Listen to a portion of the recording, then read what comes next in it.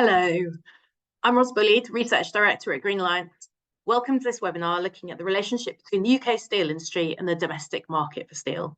It's an important topic in the context of an industry that's struggling to compete internationally due to high energy prices, which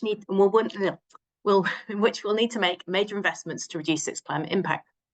Governments in other countries are giving millions of pounds to their steel industries to introduce new technologies to bring down emissions. The UK could opt to allow its already relatively small industry to age and shrink further, but that would break links with other domestic industries like car making. It would also increase the risks of future supply chain disruptions and could cut well-paid jobs in areas like South Wales and Scunthorpe. However, our research in this area, published today, shows that the UK will continue to need steel at scale, with growing demand from some sectors like renewable energy. A decarbonised domestic industry would be well placed to meet this demand. But that doesn't mean indiscriminate use of steel either. We can and should be getting more value from existing steel, and buyers and governments are beginning to seek this. There's a real opportunity at this critical point to build a steel industry and related industrial infrastructure well suited to the UK's future needs, and that can help the UK compete internationally. So with that in mind, we've brought together a great panel to talk through our findings and ask what they think of the UK steel market for the future. At the end, there'll be a chance for you to ask questions too, so please start putting some suggestions in the box provided. First up, I'd like to introduce Werner Visainen, an analyst at Green Alliance and lead author of our new report, who'll provide a brief summary.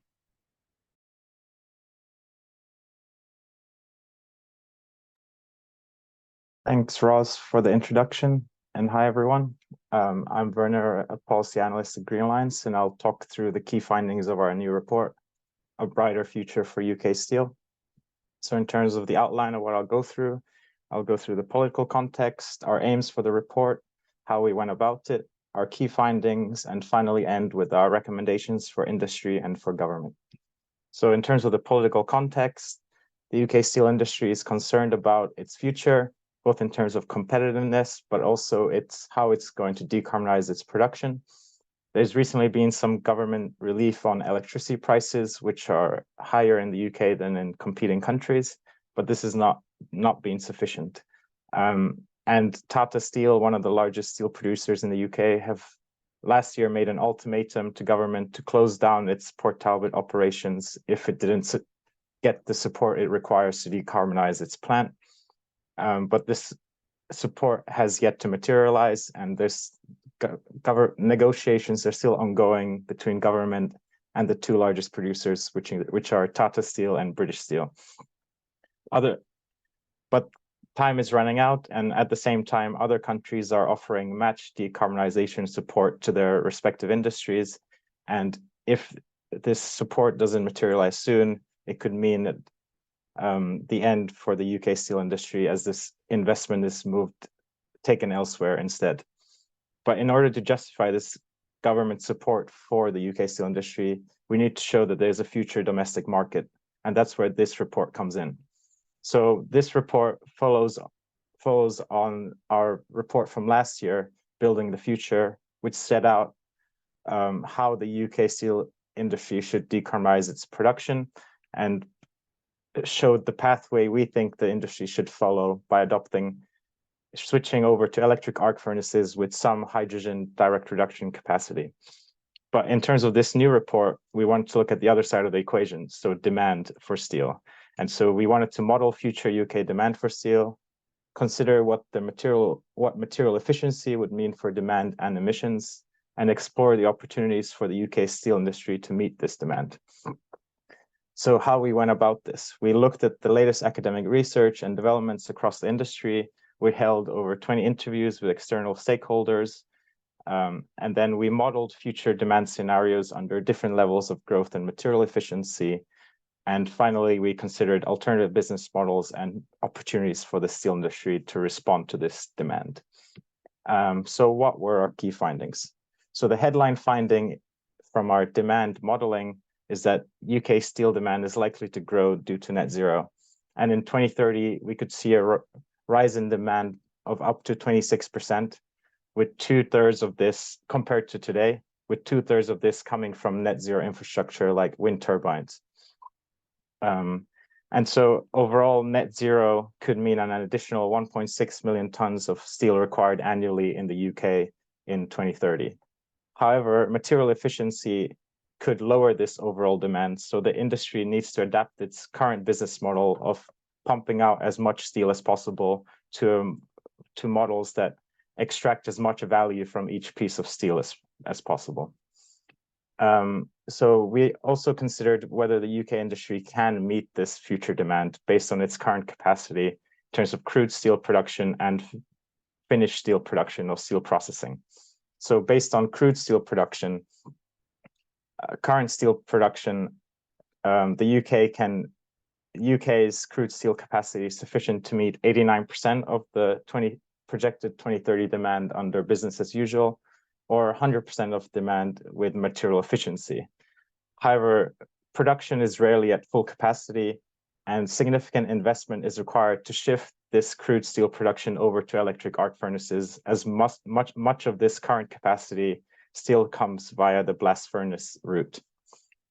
In terms of finished steel capacity, which are the different types of intermediate steels that are then used in various applications, we considered the processing capacity for each of these different types of steels, and we found that the current finished steel capacity is sufficient to meet 88% of 2030 demand under business as usual, or 94% of demand with material efficiency considered, and therefore lower demand.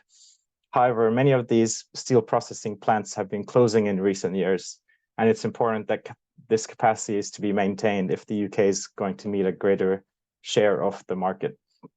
But it's also not likely that the UK is going to be fully self-sufficient in producing all the steel it needs, as currently more than half of the steel comes via imports.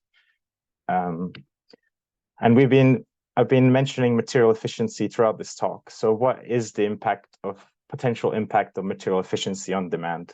So based on our analysis, we estimate the material efficiency measures could reduce the overall 2030 demand by up to 25% compared to business as usual. A fifth of this comes from steel production itself, so reducing wastage between steelmaking, processing, and fabrication. But the rest of it, the larger chunk of this, comes from downstream efficiencies from better use of steel while achieving the same function. For example, designing buildings with less steel, or directly reusing steel in buildings. But material efficiency also has an impact on emissions. And firstly, it has an impact on the consumption emissions associated with steel, because there's a lower demand for steel. And so that reduces this, that can reduce emissions by an additional 14% compared to just pursuing decarbonization in the UK and abroad. But we also estimate that this reduction in demand could impact the UK territorial emissions or the UK steel sector's emissions by at least 6%, although we're taking a conservative estimate of how this demand links to supply, so this could be more. And also to note that the earlier the material efficiency measures are implemented, the greater the emissions impact of this is. And here we are only modeling for the year 2030. And so before decarbonization gets ongoing, the impact of these measures is higher.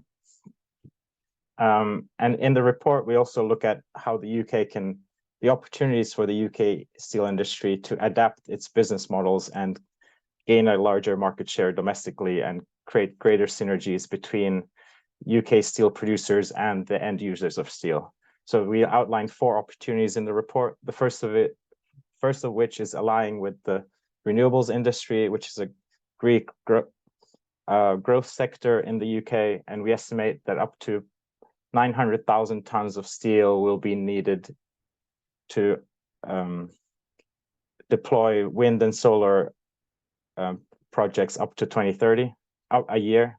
And there's an opportunity here for the UK steel producers to offer cheaper steel in return for cheaper renewable energy from the renewable producers, and aligned the steel sector's growth with the renewable sector growth. Then secondly, in terms of reusing steel in construction, this is a growing market and the UK steel producers could have an opportunity to enter into this market by becoming circular stockholders and providing providing for all the needs of the construction industry by supplying not only new steel beams, but also reused steel beams that have been taken down from buildings. And if they don't, they could lose out on this great opportunity, and which is already a growing market in its own right. Thirdly, we suggest vertical integration along the car industry supply chain. So steel for EVs will be a key market for the steel industry, and also a key source of high quality scrap, which they'll need to as they expand into electric arc furnace production. And so if the UK steel industry can fabricate more of the car components themselves, or secure direct contracts with UK automotive manufacturers, could enable them access to this high quality scrap that they will need for their transition to electric arc furnaces. And then finally, a circular system for rail production. Currently, UK rail is produced in blast furnaces with mostly primary iron, and the scrapped rail is sold to the highest bidder, either in the UK or overseas. Here, there's a great opportunity for this steel to be made in electric arc furnaces using the scrapped rail at the end of their life, and thus produce a whole new circular and efficient way of producing steel while securing a key end market and a source of high quality scrap. Now, finally, onto our recommendations. So as I said, we have recommendations for industry and for government. So in terms of industry, we recommend them to shift their steel production to electric arc furnaces, not just scrap-based, but also including some primary iron input, minimize steel waste during processing and improve scrap recovery, invest in processing capacity for scrap steel and for high-value products, investigate other new business models for the industry, such as leasing, buyback schemes, and circular stockholding.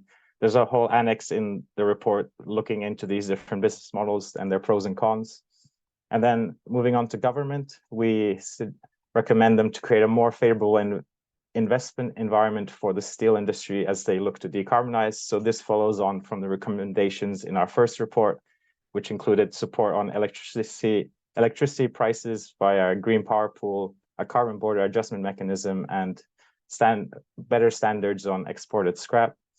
Then we suggest they should offer match-funded capital support like they're doing in other countries, including support for a hydrogen direct reduction plant in the UK in order to maintain primary steel production capacity. We think they should support reshoring and growth of key manufacturing industries, such as wind turbine towers, which are currently not being made in the UK and thus puts the UK steel industry at a disadvantage. And finally, they should drive the faster uptake of low carbon steel and resource efficiency through a number of measures, including mandatory Scope 3 emissions reporting, strengthened public procurement requirements, extending the London carbon footprint and circularity statements nationwide, introducing specific targets for reuse during demolition, and setting mandatory product standards for buildings and cars. Thank you very much. That was a brief overview of the report, but the full report is available on our website, and it was funded by the European Climate Foundation. Let me know if you have any questions, but now back to Roz. Thanks, Werner. I don't know if anyone got to see your face, but you will be available answering questions later. I'd like to bring in Jen Carson next. He'll talk a bit about decarbonisation challenges the steel industry faces and the role of the market in driving demand for low carbon steel, which in turn can help kind of justify and incentivise those changes and the transition. Jen's head of the industry programme at the Climate Group, including leading on its Steel Zero programme, which I'm sure she'll talk more about. Welcome, Jen. Hi, thank you very much, Roz, and thank you, Werner, for summary of the report that you've just been published. Congratulations for having that complete and out. There's so much in there. I have had a read and a scan, but I do definitely need to read over it again. From the perspective that we're working with through the Climate Group, and as mentioned, I'm head of industry there, which is essentially responsible across our Steel Zero and Concrete Zero programs. Here we're working with those leading demand side businesses. And so, Roz, you mentioned they're looking at the future of the demand that's coming through for the steel sector we're also doing work in the concrete sector. So we're looking at leaders who are using steel in the cars, ships, buildings, bridges that they're designing, building, and selling. So everyone on that demand side, both in the UK and then globally. And maybe many of you will be aware of work that we have done across RE100 and EV100, other flagship corporate business campaigns in the climate group that are looking at, in those instances, energy that's used in different sites or the type of vehicles in fleets. So that's the kind of premise of that demand side, organisations who are procuring or looking at these different material streams in their operations. And essentially what we're doing is recognising that those customers are having a really pivotal role in supporting the steel decarbonisation sector more widely. So there's no one really more significant than a steelmaker and those in the value chain that are going to be looking to for guidance and requirements and closely listening to their customer base on what the future of the products that they need to integrate into the infrastructure or their assets looks like. So we're bringing together these different consumers across all different sectors, as I mentioned, automotive, shipping, infrastructure. Importantly, all different segments of the value chain. This is really important. So it's spanning from designers, specifiers, engineers. Werner talked about that incredibly important material efficiency side of things. So those who are looking at actually, before you then get into OEMs, manufacturers, contractors, developers who are then using the steel, and then also working with fabricators as well. So everyone post production of crude steel. And then, as I said, we're working across all different geographies. So UK, but India, China are clearly extremely important regions for this topic more globally. So laying that foundation of what's expected and what's required from the procurement of responsibly sourced, low emission, and then ultimately net zero steel. So building that future market. And then Rosie mentioned kind of what do we then do to accelerate the wider steel decarbonisation? And so there's three things. There's setting the ambition and targets, which is always the first step, clearly defining consistently what is that global and domestic vision and ambition, and then showcasing that strategic leadership to have a circular effect on inspiring and ensuring further change across the supply chain. Then secondly, shaping industry best practice and really driving a whole new level of disclosure, data transparency and accountability. And then thirdly, looking to some of the pieces that you mentioned there, Vernon, on recommendations for policymakers. We're using that demand side voice to accelerate progressive policy decision making and then also deployment and scaling of innovation, and also allocation and flow of capital into these different low carbon production processes. So really getting into the nitty gritty of actually embedding this increasingly decarbonised steel into all aspects of the supply chain. When it comes to the UK, and we've just seen the report that you've published today, it's really important to be looking at that domestic picture and then also contextualising that within the broader global picture. We know, and you mentioned in the report as well, that there's a significant portion of steel that is being directly exported and then also imported. So there's a really important trade relationship that needs to be contextualised in this wider decarbonisation process. And then again, you've already touched on the UK and the situation that we have here with energy costs, and then the significant subsidy packages in other markets that are being channeled specifically to support the steel sector and enable it to decarbonise.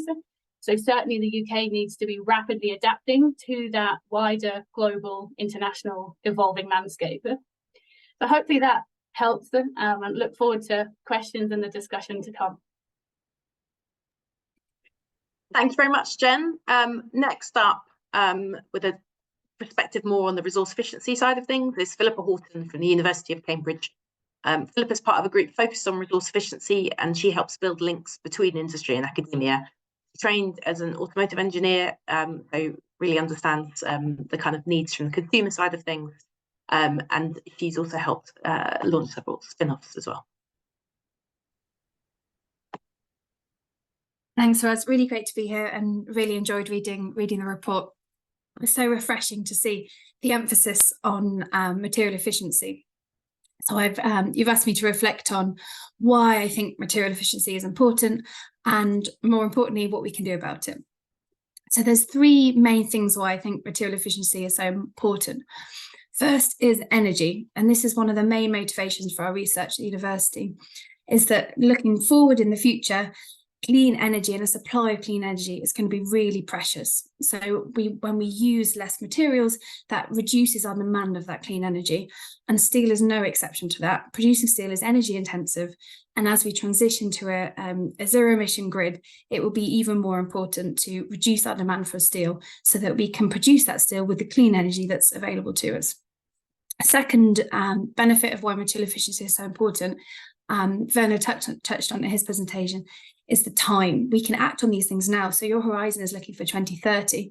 Actually, the steel investment cycles for decarbonising the production side are quite long. So we need to agree finances, plants need to be built or modified. We need to put the energy infrastructure in place. But material efficiency, we can do that immediately. We can have these benefits now so that when the decarbonised production comes into action, we've got a reduced demand that we can hopefully meet with that decarbonised green steel supply. Third and final benefit is empowerment. So there are a lot more of us that use steel than make steel. So that means there's more of us that can act and do something about it to reduce the emissions and decarbonise the steel sector. So if your role involves designing or using either buildings or cars or industrial equipment or energy infrastructure, if you consume products that contain steel, there is something you can do about it. And we should all feel empowered that we can reduce emissions by unlocking the value of steel without needing as much of it.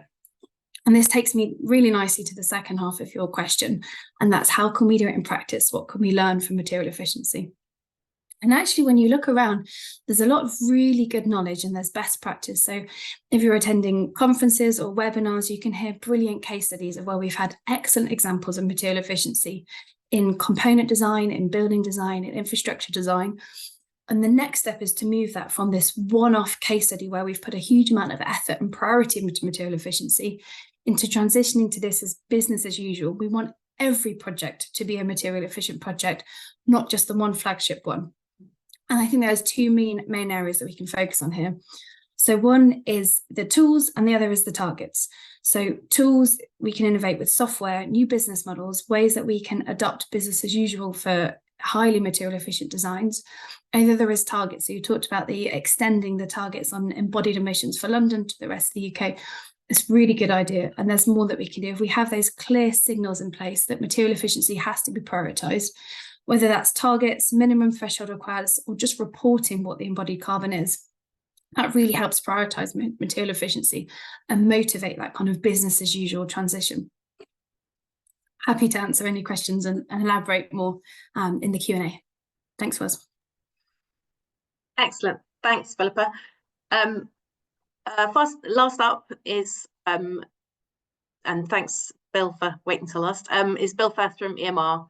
Who set up its reusable steel business in the UK, and he's going to talk about the opportunities, particularly in construction. Thanks, Ros, and thanks, Werner, for producing the report. Again, like Pippa and Jen said, I thought it was really interesting with some great discussion points that I'm sure we'll cover over the conversation coming up shortly. Yeah, from our side, I work for EMR. I head up their business initiatives, looking at sort of decarbonisation and how the transition to net zero can provide new ways of working that will help the business grow sustainably. We first started looking at reusable steel around 3 years ago, following on some work that we did with the Carbon Trust when we footprinted some of our core products. And we realised at that point that we were generating extremely low, inherently low carbon materials, sending off to the steel mills to be converted into new low carbon materials.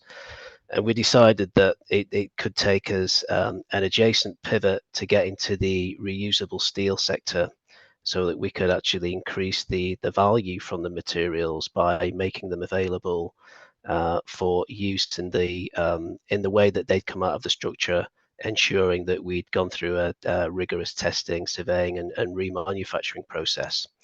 So we started to engage in conversations about 2.5-3 years ago about what the demand could be for such a product, and we were extremely pleasantly surprised by the sort of feedback that we got. And then we actually, the next thing that we did was that we did a carbon footprint and EPD on reusable steel, and determined that it was about 97% lower than an average new steel section, and being able to sort of validate that back to the supply chain and customers only increased the demand for what we were doing. So we've gone from one pilot facility in the Midlands to another site in London, and now a much larger integrated facility in the Midlands is coming on at the end of this year into next year. We'll have 3 full facilities running, and we really see this just being a extremely complementary part of our business that runs alongside the core recycling activities.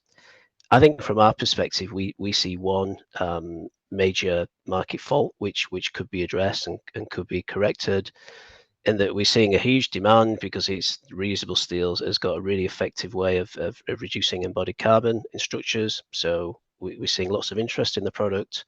What we're not seeing in the product is actually its ability to be sourced and extracted from existing structures, and many reasons for that. We're competing against extremely efficient supply chains, which have been in place for a number of years, including our own, the metal recycling industry, which has been reducing those materials and converting them into recyclates for the steel industry. But I think one of the main reasons is that the reduced carbon which results from the remanufacture of reusable steels cannot at this moment in time be fully and properly attributed back to the asset owner making that conscious decision to actually undertake steel reuse. So we're seeing a huge demand side. The supply side is out of balance at the moment, but we've got some thoughts and ideas about how that could be corrected.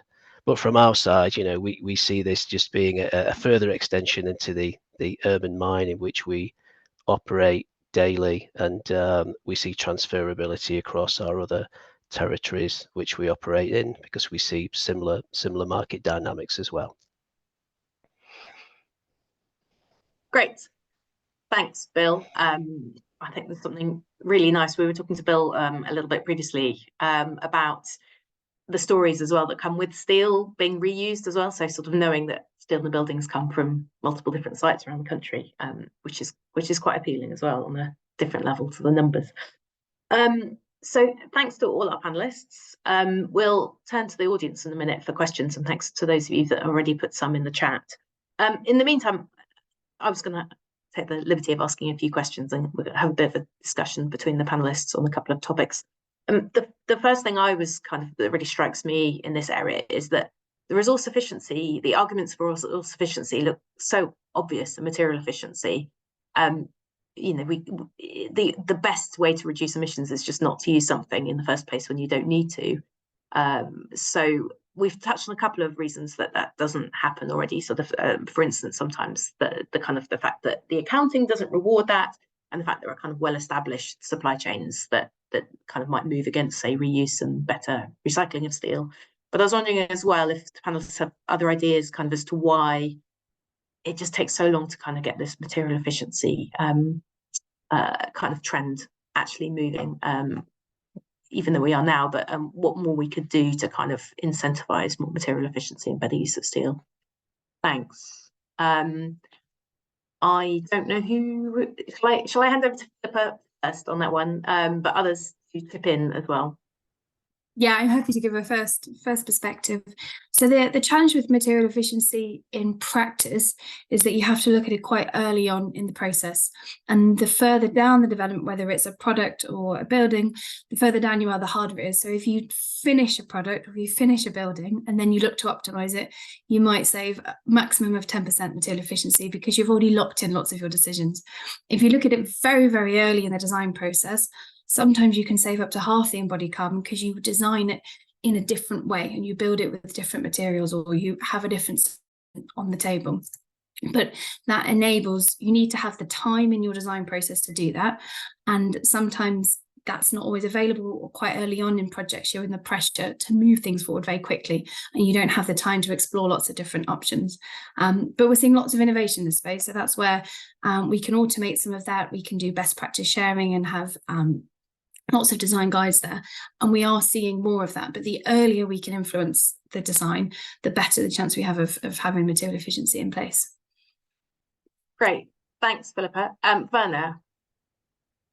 Yeah, just kind of building on Philippa's point, is like, I think ultimately why material efficiency is so hard to scale up is because in recent decades, it's the labor costs that have started to dominate relative to the material cost. And so then when you're designing buildings, for example, or when you're looking at trying to take down a building, you're prioritizing minimizing your labor costs over minimizing or maximizing material efficiency in that design. So you might take a standard design that you know it works, even though it uses too much steel, compared to actually spending time to optimize it. So it's all about that balance between the overall material costs and the labor costs. And the more that we can attribute greater costs onto the materials that we're using, and then the way that we account for them or the way that we pay for them, the more material efficiency will come to the fore, I think. Thanks. Bill, Jen, any kind of thoughts on what you hear as well in that one thing? Yeah, I think Ross, just building on what Pippa and Vern have said there, I think what we've encountered is that, you know, straight away you come up against cost and program, particularly within the construction cycle, which, you know, can operate on very thin margins, and anything which disrupts the cost and the program can be judged quite harshly at times, and particularly if you're looking at secondary materials, you have to build in the time to be able to assess them, to accommodate and to design. Can the deconstruction stage be extended to ensure that those materials can be put through, and it does you know, it does require more engineering and architectural input as well. So you're actually, you know, consulting the same project team but asking slightly different questions. So early engagement is key. But I think just one more thing that we're seeing now is that in terms of material efficiency, we're seeing that asset owners and developers are actually moving towards a retained ownership model of some of their materials as well. So we're also acting in a managed service delivery for them, which I think is quite interesting. So not just the commodity, you know, purchase and sale, that we're also seeing that organizations are actually seeing the value and going for a retained circular ownership model. Great, thanks. The next thing I wanted to bring up, something Jen touched on, kind of the international picture as well. We are seeing governments around the world invest. We're seeing also standards in other countries around resource efficiency and better carbon footprint, or bringing down the carbon footprint of steel used in things like construction. I mean, Jen, you take a slightly more global view. Where do you think the UK kind of fits in the big global picture? I mean, are we kind of falling behind, or is there still an opportunity for the UK to be a kind of thought leader in some of this space? Yeah, that's a really interesting question. I think so. Certainly, there is absolutely space to be a thought leader and to take substantial steps forward in translating the intent and the research and ambition and kind of articulated. Already we kind of know what's possible, and reports like this exactly talk to that. Obviously we all now know that the step is to actually action that, embed it, mandate it, and really charge ahead with substantial action. And so, you know, we are seeing those discussions being had. We're seeing some of that bubble up to the fore, but we are seeing others in other geographies take more substantial steps and make more firm commitments, be it financial support or other interesting mechanisms, such as green public procurement, that can really start to shift and drive the market. The work that we do on Steel Zero and Concrete Zero is focused on private sector procurement, but there's extremely important and very influential space in the green public procurement sector. So I really kind of, and it's touched on the report as well, really suggest that we double down and focus on that side of things as well. There's an interesting certainly sort of dynamic from that multilateral perspective, that the UK absolutely has a role that it should be playing, be that through, again, actually taking green public procurement as an example. There's the UNIDO IDDI, so International Deep Decarbonisation Initiative, which is specifically looking at this from a national procurement perspective, and the UK is very much involved in that, as well as other discussions from other lenders in other forums. So I think the opportunity is there for the taking, and it would be great if we could make some really firm, substantive decisions. Thanks. Philippa, Werner, or maybe Bill as well from within EMR. I mean, do you have any kind of sense of where the UK sits and kind of recommendations on where the UK could play a useful role beyond its own borders as well?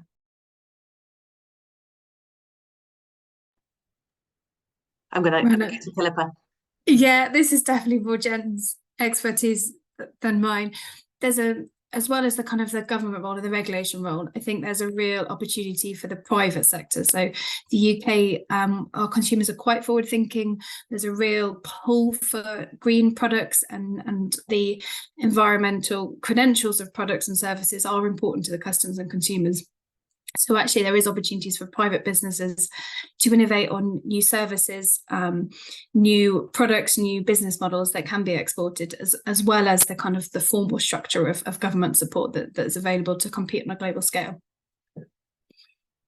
Thanks. And to what extent does government need to step in with standards and regulation? Can voluntary measures be enough, or do we need government to kind of put those regulations in place? Bill, do you want to go on that one?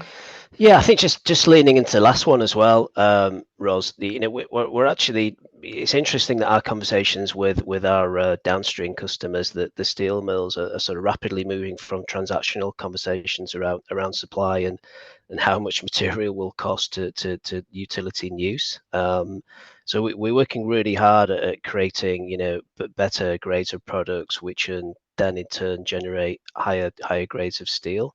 And in this way, we can certainly get more productivity and more value in use from those grades, which is really interesting to see actually how that positive engagement and collaboration is taking place. So while scrap is definitely seen as a direct route to decarbonisation, we're also seeing it as a route to create value added products as well, and at the moment that seems to be coming directly from a sort of from a B2B perspective, but as Jen was saying, is really being pulled through from the demand side as well. So we are seeing this sort of these sustainable loops actually becoming firmly established now. Thanks. And one last question before we turn to the audience, and that's we've put forward a number of recommendations to government, but if you were kind of in charge for the day, what's the one thing that you would do yourself? So Bill, do you want to go first, and then we'll go back through the panel? I think from our perspective, Ros, it's that we should be ambitious. We should be aiming towards something which is provides us the chance to actually grow and deliver the targets which are achievable. So a clear direction in terms of policy, the investment framework, and pulling together supply and demand, and definitely industry will then step up and sort of work to fulfill those ambitions. But I think it's really around signalling and the strong policy frameworks. Thanks. Philippa. Yeah, my big ask would be on embodied carbon. So embodied carbon targets, thresholds, just having the conversation all the time of any decision. What's the embodied carbon of this building, of this product? And trying to deliver the same services but with less embodied carbon, and that would help really focus the conversation. Thanks. And Jen? It's a classic thing to echo what previous panelists have said, but certainly that middle piece. I mean, there's nothing more important first and foremost than that material efficiency piece. Then when we go through next in terms of the supply chains, to really look at the recovery and reuse side of things and the whole value chain that needs to come with that. So then my ask would be around the energy infrastructure. there's not going to be a steel transition unless we have the effective energy transition also to go with it. We know that both from a primary and a secondary steel production lens, it's absolutely essential. And there's really the opportunity actually that we have right now to catalyze and scale up hugely the renewable energy, electricity side of things, and also the green hydrogen. So really coordinated energy and industry policy that supports and accelerates both is such a win-win that we really shouldn't miss. Thanks. That's stretching the brief even further. You're now in charge of energy as well as steel industry policy. Great, thanks everyone. Loads of useful kind of suggestions and thoughts there. And to the audience questions, we've got a couple, first of all, for Werner, just on the kind of how Werner approached the analysis. Sorry. I'm trying to find them now. In the meantime, maybe Werner, you could actually answer them in the chat, actually, sorry. In the meantime, the next question was about the suggestion that we move to electrical steelmaking, which might seem to be at odds with the fact that electricity in the UK is relatively high compared with the rest of Europe. And is there a risk that in moving to electric steelmaking, we start to make ourselves less competitive? Werner, I'll ask you to answer that one. I'll also, we'll get back to you on the technical questions, whoever asked that. Yeah, sure. Thanks, Ross. I mean, it's a good question. And as we outlined in our previous report last summer, electricity prices are a huge issue for the industry. And therefore, on the face of it, moving to more electricity intensive steelmaking using electric arc furnaces might not seem like the best idea. But I think any sort of decarbonization effort in the UK has to be done in conjunction with action on electricity prices. And there is really no future for the UK steel industry until that is resolved, because not only does it make it more competitive, but it also enables the decarbonization technologies that we'll need, which will use more electricity compared to the blast furnace route that we're currently using. And one of the key things that we recommended in our first report was this idea of a green power pool, which would channel cheap renewable energy from, for example, offshore wind farms directly to the steel industry in order to bypass the wholesale electricity market, which is inflated by the cost of gas. And so even without government subsidy, just using this mechanism, you could make electricity prices much more competitive for the industry and enable it to make the investments it needs to decarbonize over the long term with long-term cheap renewable energy contracts. And so it's not a contradiction in terms, but it's an essential thing that needs to be addressed, I would say. And we have solutions that the government could take up. Thanks, Werner. Sorry, my ineptitude earlier, but I've now found the follow-up questions on the analysis. So that was the first one was how much we assume of net zero infrastructure is manufactured in the UK, so wind turbines, EVs, etc. And the second one is, do we look at the potential for steel export?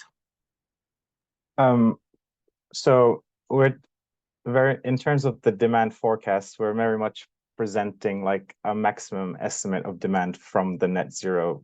So from the net zero infrastructure. So we are assuming that these would be manufactured in the UK. So while this is not necessarily a completely realistic idea of what could happen, it presents it shows the opportunity there is there for UK manufacturing and the UK industry to take up more of this demand in the future. But yeah, as you say, it's unlikely that the UK would meet all of this demand, but we wanted to show the opportunity is out there and how much of this would come from net zero. A lot of the automotive demand is already built into the existing modeling, but the additional net zero demand we're assuming is made by UK manufacturers, although it's likely that some of this will come from imports as well. But there are key areas like wind turbine towers where there's huge opportunities, and there's a planned wind turbine tower facility being built in Scotland linked with offshore wind generation. And so that's why one of our recommendations in the report is for the UK to support greater reshoring and growth of key manufacturing industries, which also put the steel producers at a disadvantage when they are trying to bid for projects or to sell their steel to renewable producers, because they're more likely to go to producers that can supply the manufacturers who are currently overseas. Thanks, Bernard. And on the exports, just to say that we didn't look at the export opportunities. We looked at what was available domestically, but of course, there is a lot of export already, which, people can often make use of. And just to mention on the exports, we considered exports when we were thinking about the material efficiency impacts on UK domestic emissions, because we sort of assumed that while material efficiency could bring down local UK demand, ultimately material efficiency measures adopted globally would put a limit on the UK's ability to export. So we took that into account there. Yes, there's a lot of detail. This is one of the areas, as Jen mentioned, there's a lot of detail in the report. So I would encourage you to go and look at some of those kind of from the work that Werner and others have done around that. The next question is probably one for other members of the panel to start off answering. And that's the question is, what impact do you think the material substitution could have on demand for steel? So you could use composites and plastics potentially in things like renewables and vehicles, and replace steel with other materials in some places in construction. In not all cases, I think that would be desirable from a carbon and waste perspective, but I just wondered what you thought about kind of where steel is best used and kind of where actually substitutes might also be really advantageous. Philippa, do you want to start with this one? Yeah, thanks. So steel's really competitive. So I think from the steel sector, we don't have to worry too much about there's not going to be demand for steel because we're going to substitute for other materials. But I think the real opportunity in material substitution is looking at the combined solutions. So it's looking at an individual building or individual product, what's the best material in order to do that specific solution. And rather than always using a copy and paste, we always design this building, so we'll do that building again and again every time. It's looking at that kind of tailoring the solution and the design for the specific application, and actually combining different materials to get the best lower emissions solution and looking at the system as a whole. There's also a real opportunity for synergies within the supply chain. So one of the research projects we're looking at the moment is recycling cement within electric arc furnace, and that creates opportunities for the steel sector to look into the recycling of aggregate and demolition waste and find synergies within the other material streams, and providing that solution offering as a whole, rather than say you're providing the system of the solution, you're providing the building, the infrastructure, not necessarily just providing the steel and this quantity of steel. Thanks. Jen, Bill, is this something you think about very much? I can't say that I do actually, I'm afraid. That's right, yeah. Bill. I think something we've looked at, Ros, in that when we've looked at embodied carbon assessments in new structures, and I think Pippa's done some work along this as well. By far the most outstanding combination is steel and timber. So we've yet to find a sort of combination that works as well as those two that does allow the design brief to be quite broad as well. I think just in terms of composites, our view was that it's got to be the right materials in the right place, but also it's looking forward to the recyclability and the recovery of those materials. We're dealing with post-consumer materials which went onto the market 10-15 years ago, which are now coming to end of life, and then there are lots of different materials, lots of different polymers. That's why we've got a plastic recycling facility that we have. But I think looking forward to actually integrating those options into design at this stage and designing for reuse and recyclability, I think they've also got to be considered along with the material substitution impacts. I'm happy to come in there as well, just because we haven't touched on it yet, and I think it's a really interesting point that both Werner and Bill have kind of touched on several times, is the change in business models and kind of fundamental operations and expectations and asset ownership, and that's going to technical, economic, but also behavioral and kind of best practice, new supply chain relationships.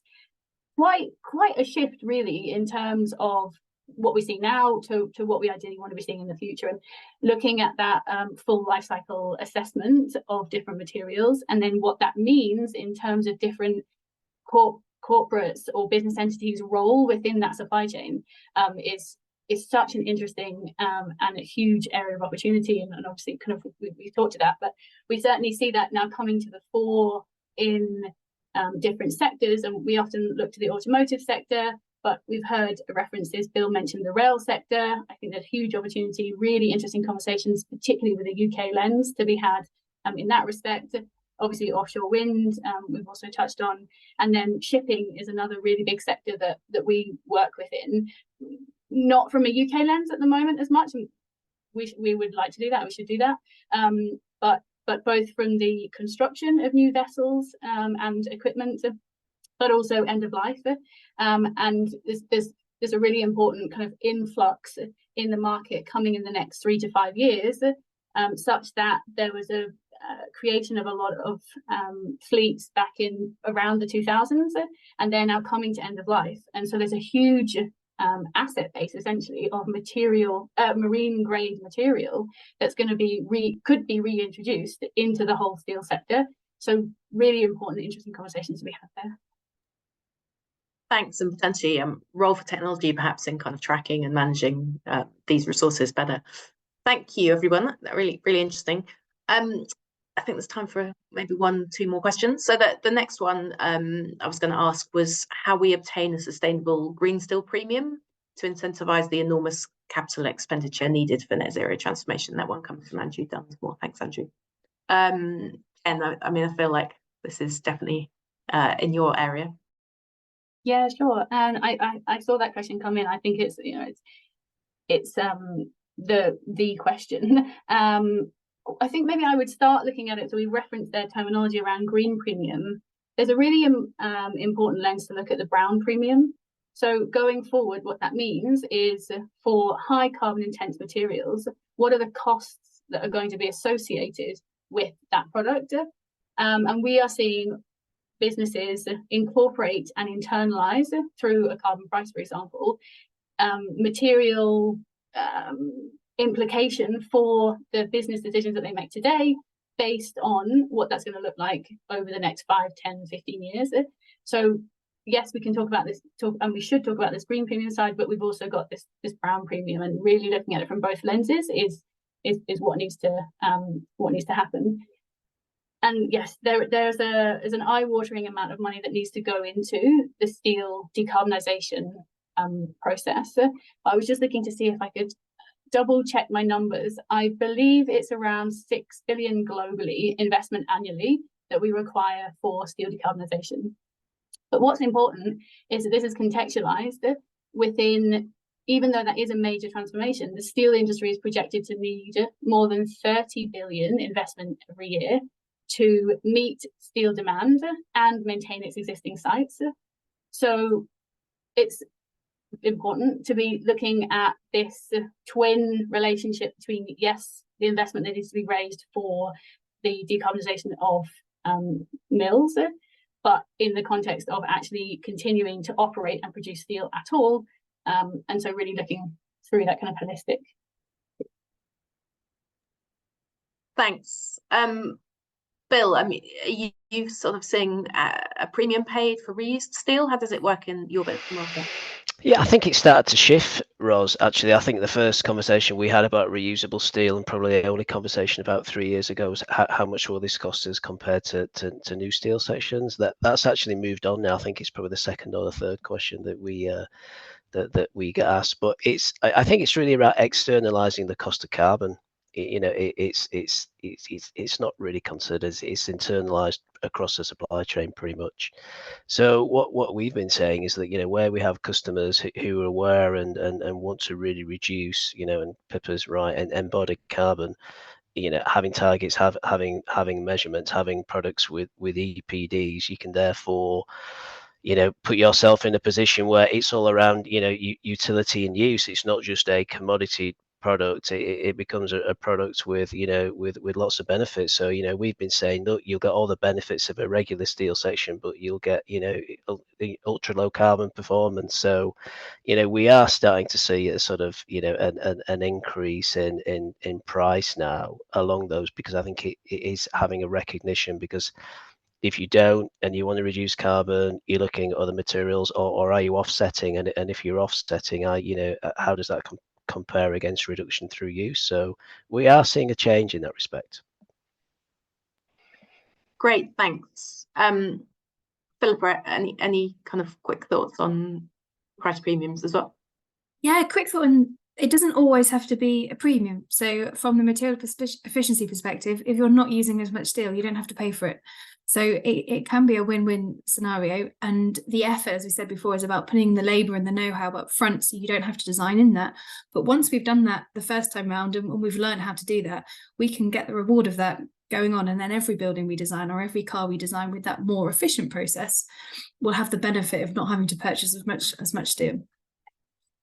Great, thanks. And I think that's a good kind of metaphor, can be expanded out to the industry as a whole, actually. That kind of thinking about this early on, I think is kind of at the heart of what we found doing, putting this report together. And perhaps a good point to end on is the need to really see the steel industry as part of a bigger system, and to make some deliberate choices at this point about kind of where the UK industry might go and all the associated industries and supply chains as well. So I think that's kind of at the heart probably of our kind of what we'd hope government would take from this report, and just generally where we think a little bit more intervention would be needed. So having these conversations really helpful, and hopefully we can kind of continue them and expand them in that light to make sure that kind of really sensible future-proof decisions are being made in this kind of space. Because I don't know, I think all of you have provided, or the panel have provided, some really kind of good examples and opportunities that could be seized, and there's some really interesting things to think about in different models of ownership, and companies coming together in some of the ways that sort of Jem works with companies as well. So yeah, really loads of opportunity, just needs a bit of coordination and planning, I think. So thanks very much to our brilliant panel, loads of expertise and really useful thoughts and ideas from all of you, and thanks to Werner for presenting on the report as well. There'll be a recording of this event going on our YouTube channel. We have way more events coming up, so please keep an eye on Green Alliance's website and our Twitter account. But yeah, final thanks again to the panel, and thank you to everyone who joined us